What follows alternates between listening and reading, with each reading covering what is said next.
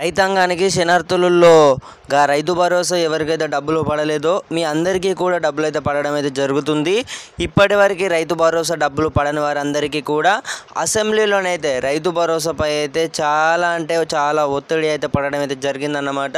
ప్రభుత్వం నుంచి అయితే ఒక గుడ్ న్యూస్ అయితే వచ్చినట్టయితే తెలుస్తుంది. దీనిపై అయితే హరీష్ రావు అయితే బడ్జెట్లో అంకెల తప్పు భరోసా లేదు, అయితే రైతు భరోసాకు సంబంధించి హరీష్ రావు అయితే మాట్లాడడం అయితే జరిగిందన్నమాట.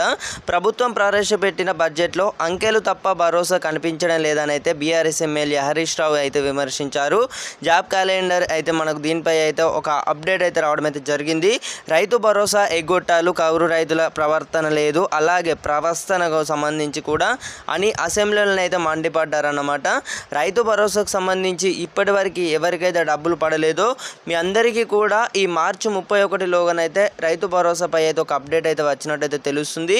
మార్చి 31 లోపు దాదాపు రైతులందరికీ కూడా పంట పెట్టుబడి సాయం అయితే అందిస్తామని అయితే చెప్పడం అయితే జరిగిందనమాట. 3 ఎకరాల దాదాపు రైతులందరికీ కూడా పైగా రైతులందరికీ కూడా నగదు అయితే జమ కాలేదు అని అయితే రైతులు అయితే అభిప్రాయం అయితే సేకరించి చేయడం అయితే జరుగుతుంది. ఇప్పటికీ మీకు రైతు భరోసా డబ్బులు పడనట్టే, ఒకవేళ మీకు డబ్బులు అనేవి తక్కువ పడ్డా లేకపోతే ఇప్పటి వరకు పడని వారు ఎవరైతే ఉన్నారో వారందరికీ కూడా వాట్సాప్ గ్రూపులలో షేర్ చేసే ప్రయత్నం అయితే చేయండి. తప్పకుండానైతే ఛానల్ని కొత్త చూస్తున్న వారైతే తప్పకుండానైతే అందరైతే సబ్స్క్రైబ్ అయితే చేసిర్రని అయితే నేనైతే అనుకుంటున్నాను.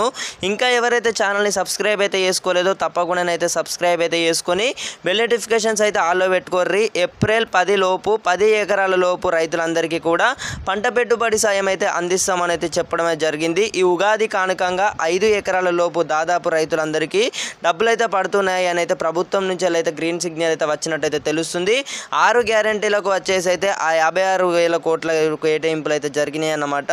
రైతు భరోసాకి అయితే మరో 18,000 కోట్లు అయితే, అలాగే చేయూత పెన్షన్కి సంబంధించి 14,000 కోట్లు, ఇట్లనైతే మనకు పథకాలకు సంబంధించి బడ్జెట్ అయితే నిర్వహించినట్లయితే తెలుస్తుంది. నిన్ననైతే మనకు 2025 అలాగే 26 దీనికి సంబంధించి అయితే బడ్జెట్ అయితే నిర్వహించినట్లయితే తెలుస్తుంది. ప్రతి ఒక్కరు అయితే తెలుసు కదా, తప్పకుండానైతే వాట్సాప్ గ్రూపులలో షేర్ చేయండి. మనకి ఇప్పుడే వచ్చిన వార్త అన్నమాట ఇది. ఈ యొక్క ఇన్ఫర్మేషన్ అనేది మీ అందరికీ ఎంతో యూస్ఫుల్ అయితే అవుతుంది.